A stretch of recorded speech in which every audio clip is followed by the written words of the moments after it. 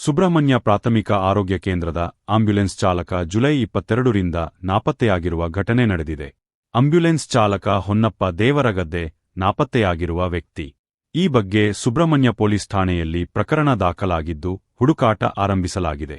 ಹೊನ್ನಪ್ಪ ಅವರು ಸುಬ್ರಹ್ಮಣ್ಯ ಪ್ರಾಥಮಿಕ ಆರೋಗ್ಯ ಕೇಂದ್ರದಲ್ಲಿ ಆಂಬ್ಯುಲೆನ್ಸ್ ವಾಹನದ ಚಾಲಕನಾಗಿ ಕೆಲಸ ಮಾಡಿಕೊಂಡಿದ್ದರು. ಅವರು ಜುಲೈ 22ರಂದು ಕರ್ತವ್ಯಕ್ಕೆಂದು ಮನೆಯಿಂದ ಬೆಳಗ್ಗೆ ಹೋಗಿದ್ದು ಬಳಿಕ ಕಾಣೆಯಾಗಿದ್ದಾರೆ.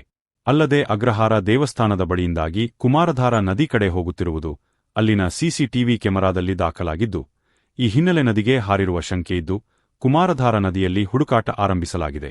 ಎಸ್ಡಿಆರ್ಎಫ್ ತಂಡ, ಈಜುಗಾರರು ನದಿಯಲ್ಲಿ ಶೋಧ ಕಾರ್ಯ ಆರಂಭಿಸಿದ್ದಾರೆ. ಸುಬ್ರಹ್ಮಣ್ಯ ಪೊಲೀಸರು, ಸ್ಥಳೀಯರು ಘಟನಾ ಸ್ಥಳದಲ್ಲಿದ್ದಾರೆ.